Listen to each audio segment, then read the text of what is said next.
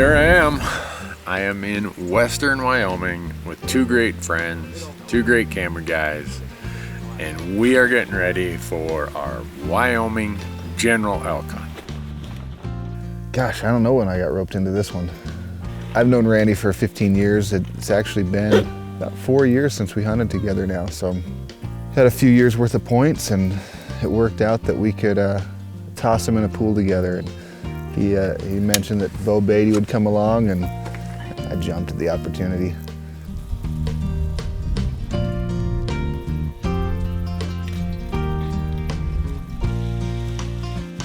If you said, where do you like to go the most? It's definitely Wyoming.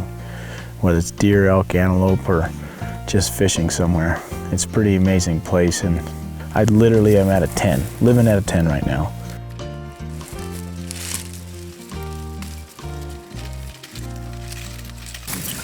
I think Mike should go scout though. I'm about to. Are you gonna head out? Yeah. We'll have dinner when you're ready, Mike. Somewhat of a late onset hunter, didn't start hunting until my college days. Randy and I hunted together in 2013 for elk, and that's when I actually killed my first bull. Years had passed, it was time to come hit Wyoming again, so let's do it. So I haven't hunted this part of Wyoming before. Just the range is so healthy, and there's elk everywhere. It's pretty neat. Plenty of elk around. It's gonna be fun. Now we'll just go back to camp. I think they got dinner, some chamomile tea. Whatever you want, probably. Gonna be a good time back there. Sit by the fire, warm up. Well, we got camp set up. We're in a good spot. We've got plenty of elk. Now it's just up to everyone else to use their skill set and 30% of luck or whatever it is to try to fill their tags.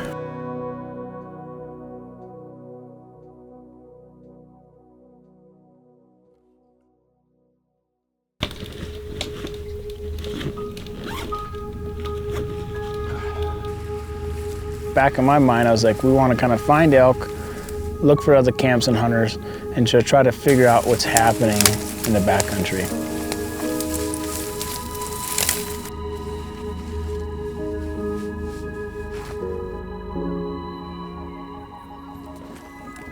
He's looking at us on that trail. See the knob? Yeah. He's down to the right, kind of where his bench is. Okay. And he came this way, looking towards us. Oh yeah, I got him. It's always a good idea to come in the day beforehand, just to kind of get a lay of the landscape and find elk, look for other camps and hunters, and to try to figure out what's happening in the backcountry. I'm gonna go find a spot here to sit down in class and listen.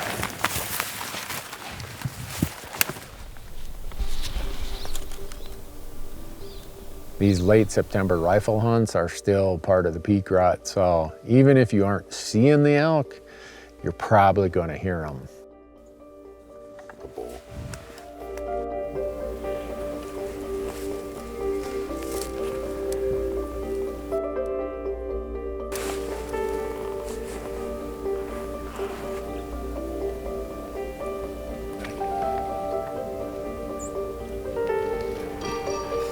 I mean, right now, I think there's at least within 700 yards, 3 bulls sit in the timber right here.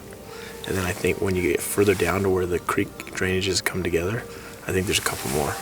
Yeah. Just right down there. And that growler. There's a couple good bulls in there. And we all kind of came to the same conclusion that maybe the best way to hunt the elk, get in on the elk where we last saw them or last heard them, and then try to call to them and sort of archery style hunt the elk, even though we had rifles. Well, I wonder what the other guys have seen this morning. We've had a pretty darn good morning. It's for sure 5 different bulls, maybe 6. One of them might have been the same one over on these ridges with about, I don't know, 12, 15 cows. And down here, I got 3 of them that are just snorting and tearing it up down below me here. And every bull I saw today, I'd shoot. It's not like I got it. I don't know. No. Boom.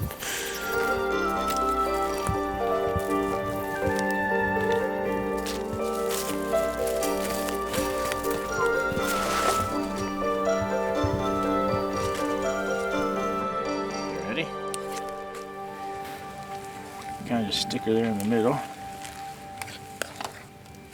Take a load of that. What did you call it again? Canyon bow gumbo. When I was in college, we were working. My buddies would come up for 4 days and we'd just bear hunt. And towards the end of the hunt, we were running out of money. Schools got out, and this is all we had. We had some Idaho and mashed potatoes and a little bit of meat, and we had onions and lemons, and we made a gravy and ate. We had everything that we had, we cooked, and this is what it came out to be.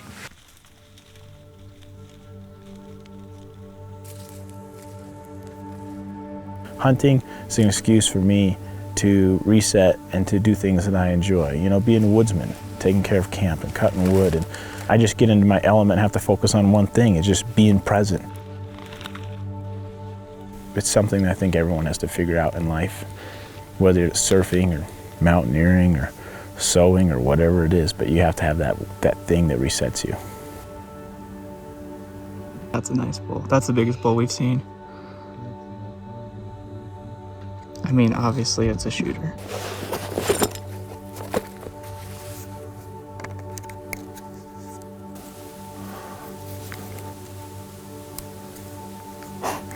They're back bugling again. That guy's still down there. Dang it. I was hoping he would have come up today. Maybe he'll come up yet this evening.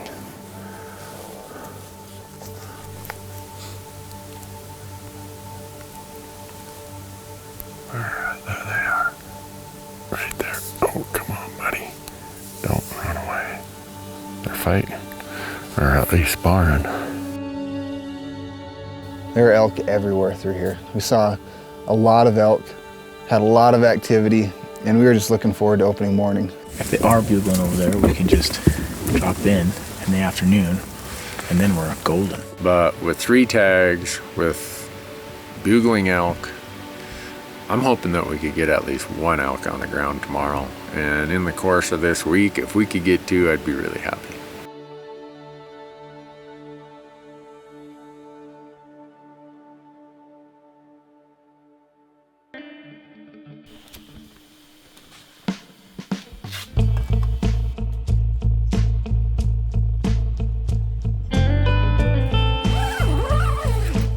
Excited? Opening morning. Pretty pumped.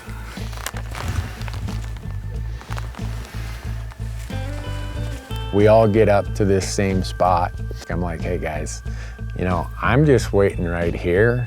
I'm gonna glass and listen, and if I hear some bugles, I'll probably march down in there. If you guys are interested, just head straight east, way out on this ridge. Don't worry about me.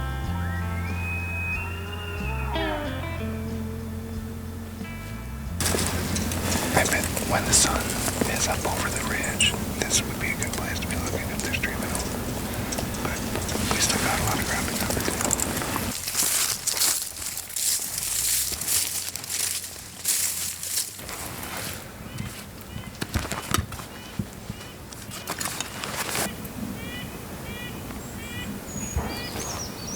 That's close.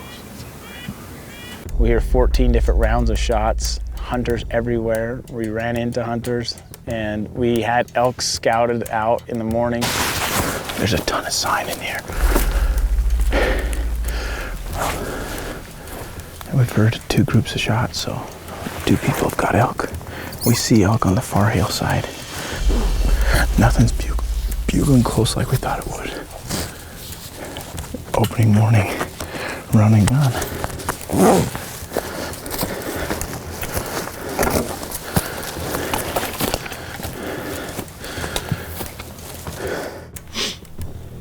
I believe it's legal shooting light, but Beau and Mike and Marcus, we all agreed it'd be best if they went way out here, where I phone scoped or digiscoped all of those elk coming over the ridge last night, or yesterday morning. That didn't sound like he hit. Neither did that. My idea of setting up here was, if a bull comes out of this drainage, there's a couple of them bugling down there. But if there's hunters down there, I might push them up here. Beau and Mike and Marcus should be close to that saddle where all those elk poured through yesterday. I'm sure they're hearing a lot of elk over there because we can hear some faint bugles. I was just doing a commentary about how I heard a new bugle over here, and I just heard two boom whack, boom whack. You could hear the impact. We aren't even 15 minutes into season, and I know they killed that bull. County calf. And I'm here, phone scoping a bull about 2 miles away that I'd shoot in a heartbeat. I'm amazed at how many elk are here. Yet, I can't help but wonder how many more elk could be supported on this immense amount of premium summer range. Western Wyoming has 22 feed grounds for elk. Without these feed grounds, the estimates are that this part of Wyoming would see elk numbers drop by 60 to 80%. That's not only a bad outcome for humans who eat elk like I do, that's a bad outcome for the rest of the elk-dependent animals of Western Wyoming. The grizzlies, the wolves, the coyotes, the scavengers, the entire complex of species that make this landscape so remarkable is built on the backs of elk. There surely is controversy around feed grounds, and nobody I know would suggest feed grounds as the perfect solution for elk. I know I wouldn't. But so long as humans are on this landscape, compromising the landscape integrity, blocking migration corridors, building homes and resorts on winter ranges, we're not going to have any perfect solutions to pick from. The solutions we have to work with are all imperfect. And the feed grounds, at least at this time, are the best of the imperfect solutions available to us.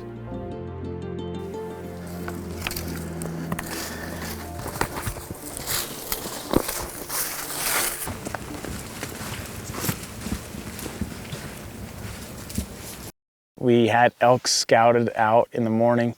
We went after them, heard them bugling, and we got maybe 400 or 500 yards from them. And there's horse hunters on top of those elk. And so we're like, obviously the right thing to do is just see if those guys can make a play on them and let them have those bulls so they beat us to them. So I think we're just gonna wait, be patient, see if we can see anything, wait for the wind to switch, and then make a game plan. And then about 10:30, we started in after the last elk that we heard bugle. Just walk 100 yards and bugle. Yeah, that's doing good.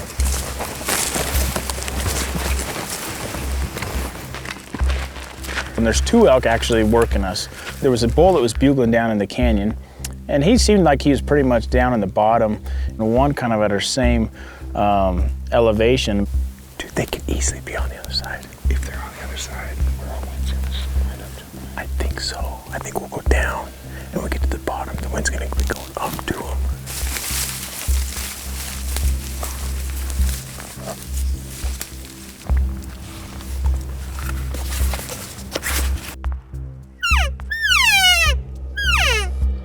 We had this great idea that Marcus provided to have a little cow party.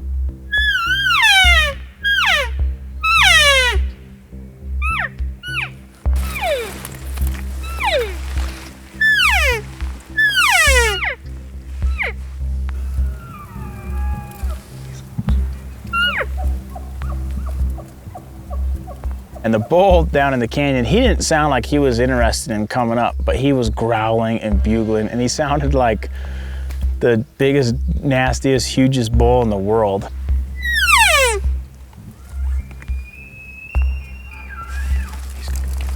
And then this bull to our right starts coming in, and we're like, oh, okay, let's set up and look this way, because he's coming in.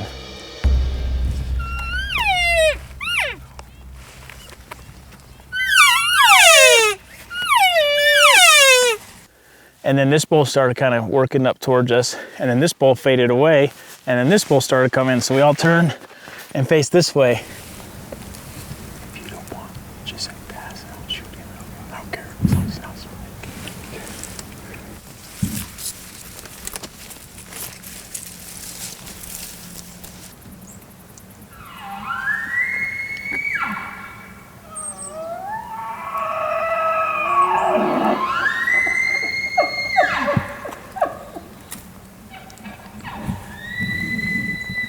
He just sounded so deep-throated, so raspy. Like, just listening to him, you knew he was something special. And the bull, I can hear him coming through the timber now, and, you know, just by his footprints, and he's breaking a few things, and I can't see him, and he's bugling and he's growling. I'm like, holy smokes, I wonder if those guys can see him.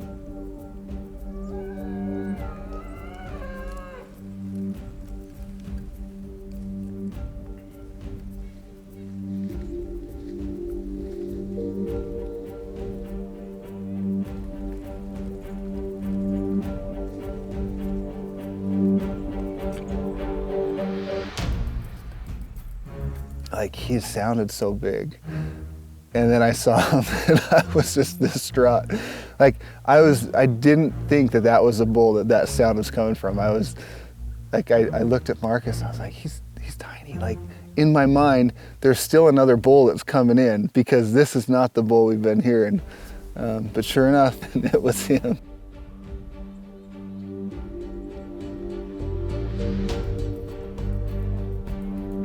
So when that growler bull was there looking at us, I couldn't communicate with Beau like, hey man, I'm not shooting this thing. So if you want it, you take it.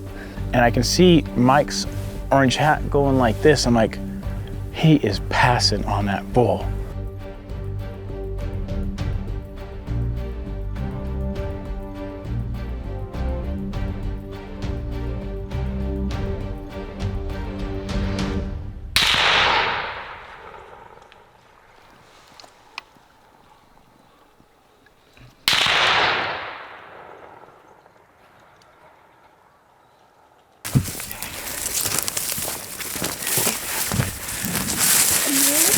Spitzer, why didn't you shoot him?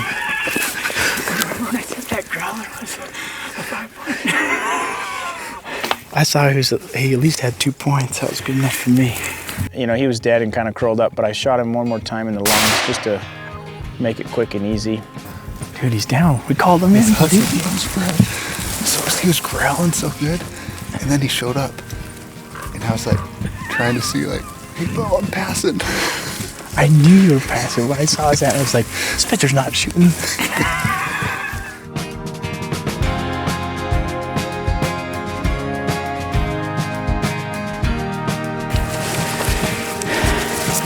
I've shot cows, I've shot spikes, I've shot 360 bulls, and every time is just amazing. Kirsten and the boys are gonna be jacked. So my wife told me before the hunt, the night before we came, we don't have any burger left. And she woke me up in the middle of the night to tell me we didn't have any burger left and that we needed to get an elk so we can make burger. So this elk is gonna benefit our family and pretty much go mostly into burger, so. I was the first one to shoot a bull, and then from there it was kind of a domino effect of luck and good opportunities. We worked on Beau's bull, got it taken care of, and then Beau went back to camp to get the llamas so that he could pull that elk back to camp and get it cooled off. And Marcus and I continued on.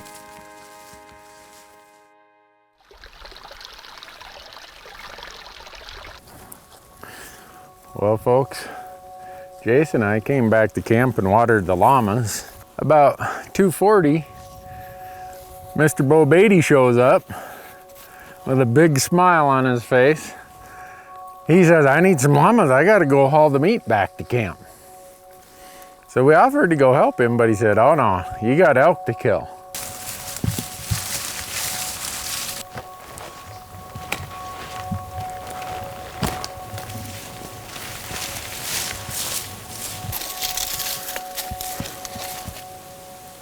So calm and quiet right now.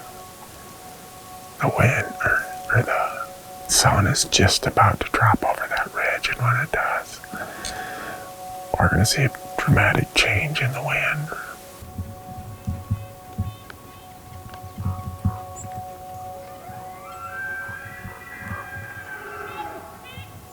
Sounds like a bull. We started hearing some bugling out in front of us, but moving uphill.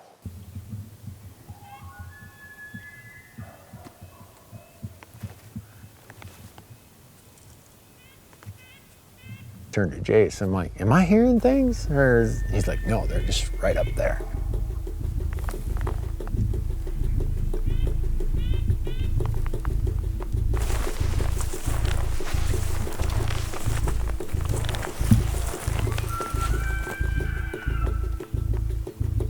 so we're going and we're going and we're going, but we're getting this really squirrely wind. And normally when I have bulls that are that vocal, I'd cow call because one of them will usually come in. But it's so thick that I'm not gonna see him in the time he could somehow sneak around in this dark stuff and wind me with that squirrely, swirling thermal that's going on.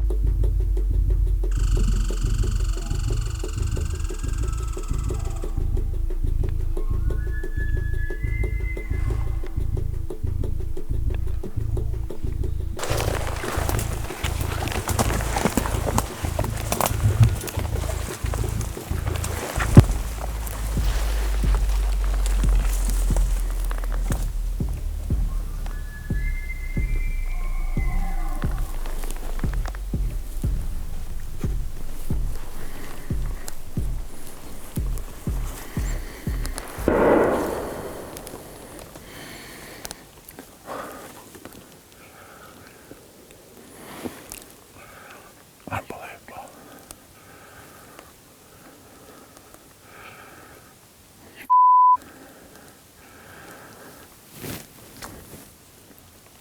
All I can hope is that was Mike.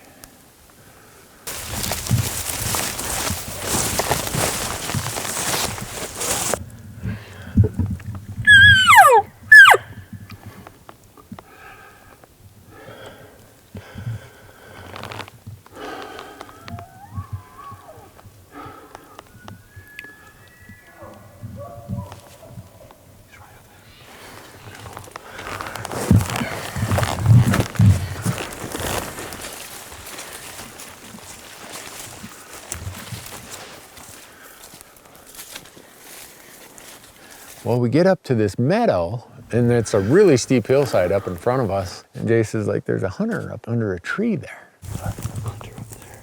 What's out there in that tree? And I look, well, that's not Mike, not Marcus.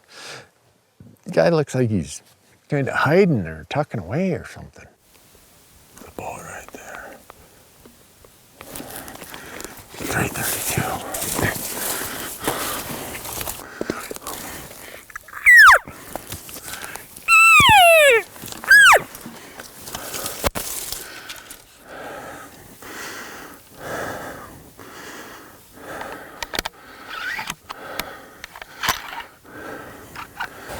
Got it to 333, but just last night, having just run up a long ways, I just wasn't gonna take that shot. Somebody's cow calling up there.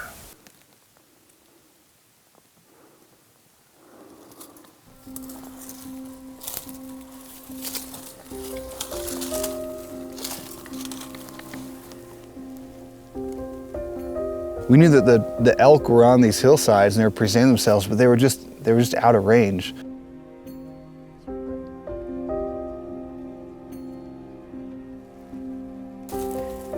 There was one hillside that was close enough that we knew that if we dove off down this ridge and closed the distance a little bit, we could get ourselves 50, 60 yards closer.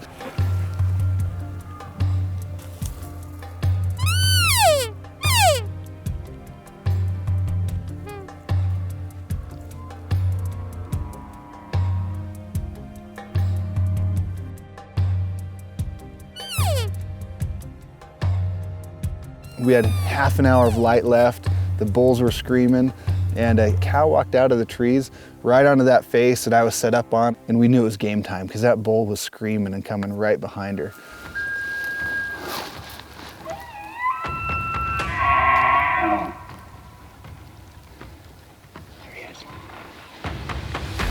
Marcus, who's behind the camera and helping as we're looking, he's like, big bull, big bull.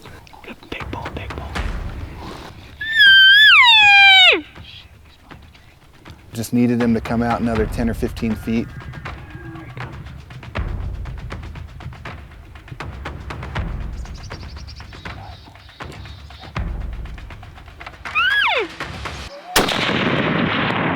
Hit him.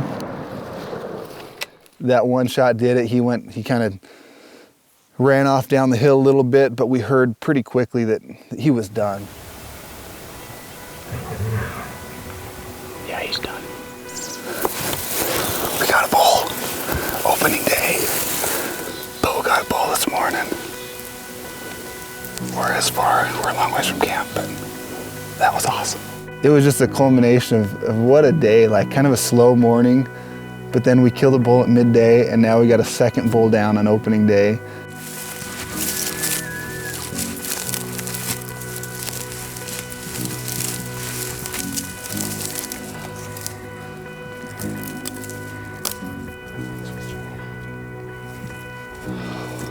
Between other hunters shooting, what we were able to take with our party, and just the number of elk that we were seeing, that were talking, that were screaming, it just came together. I mean, a hunt that will be unforgettable. This is rad. Beau's gonna be pumped. Randy's gonna be pumped. I wish they were here.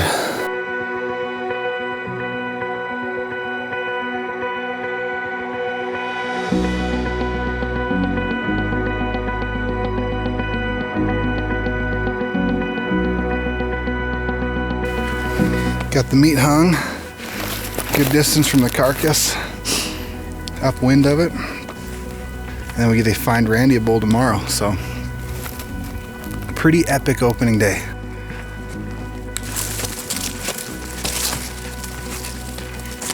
Hey guys.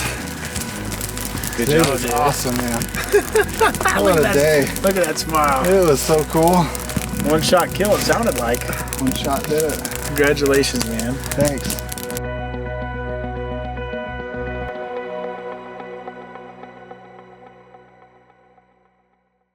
Second day of season, I wake up right at daylight and I am bad.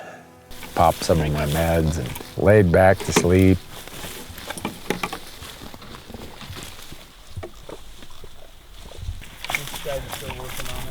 We were able to kind of rest a little bit, rest up, because Beau had his elk out. I had to go get mine. The way we decided it was Marcus and I were going to take 3 llamas and go in to get my bull. And these are set as hot, like high, just like you want them. So they're ready to rock and roll. I'm a newbie with llamas. This is my first experience, really first trip with the llamas, and I have become a true believer. They were so user-friendly. They were easy to manage at camp, easy to feed. They didn't take much water. You go at your own pace, they follow behind you, there's no problems. They're quiet and they just cruise. I can't imagine a multiple mile pack out that could be much easier than it was with those llamas. We're heading out for the afternoon hunt. Beau Baty got so much elk fever in him yesterday when he shot his that he said, "I'm coming with you today." In typical Beau fashion, he says, "Well, I'm bringing 2 llamas because I know you're gonna kill something." He's like, "You mind if I call?" I'm like, "Please do."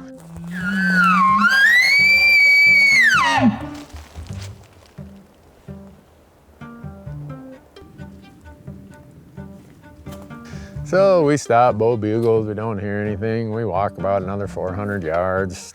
Keep repeating that.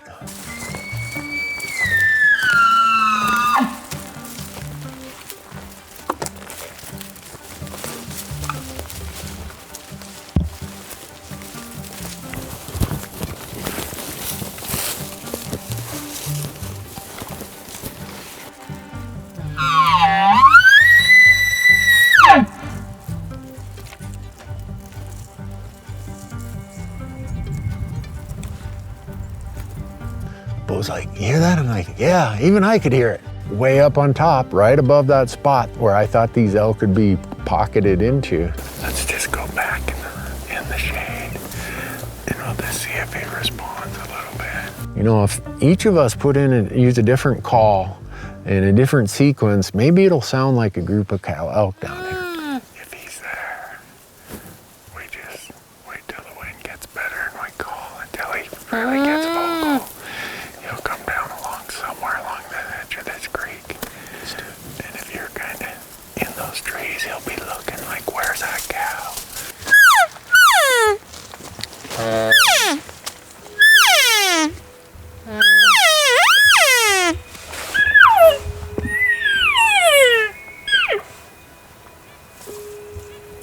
After sitting there for about, I don't know, 30 or 40 minutes, All of a sudden, over to our left, there's a really loud bugle. Like, that guy's a lot closer.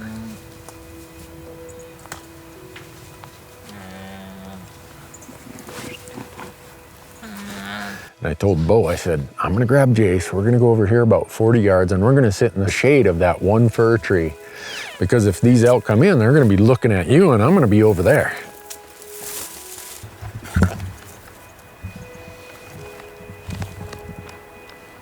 And all of a sudden I hear this thunk, thunk, thunk, like you can hear it was hooves hitting something.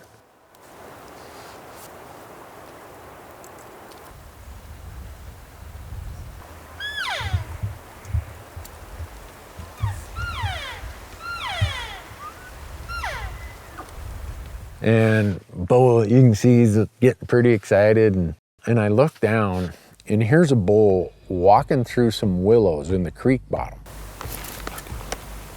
Right there. Right down there. Okay. I'm gonna wait for him to cross.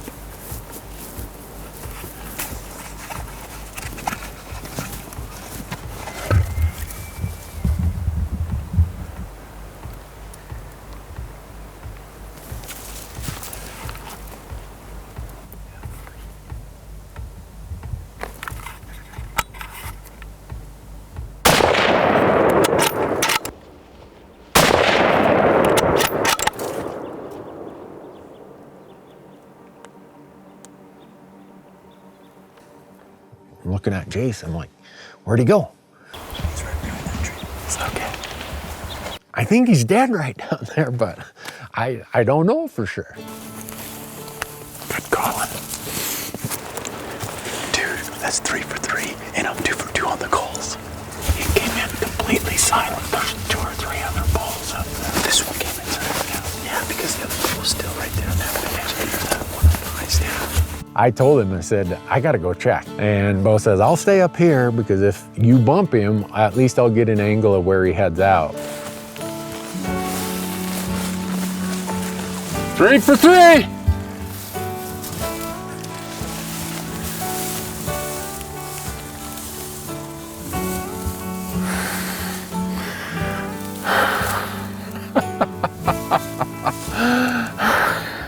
And just that quickly, Thank you, thank you.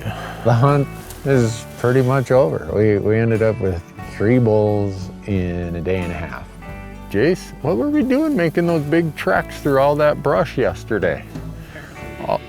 All we had to do is come about a half mile from camp and start a cow party.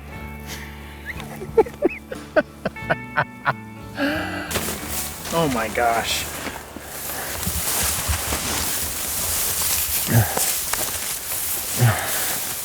How cool is that? Young 6x, well, I'm not gonna call it that, 6x5. The encouragement and the enthusiasm of Beau and Mike and Marcus and Jace has just been so uplifting. I just feel so fortunate that those are the 4 guys who are here with me. I can't thank you guys enough. You don't have this quality of elk hunting without one hell of a good wildlife agency. And Wyoming Wildlife Agency is top notch. And I want to thank the Wyoming residents who give the backing to that agency. When I put my hands on this elk, when I put these elk on the llamas, my mind keeps wandering and asking questions about the sustainability of these elk. With all this human pressure, are these feed grounds here to stay? Is there a better solution? I don't have a crystal ball that can answer all of that. But what I do know is that when elk and other wildlife need a voice, I'm going to be there.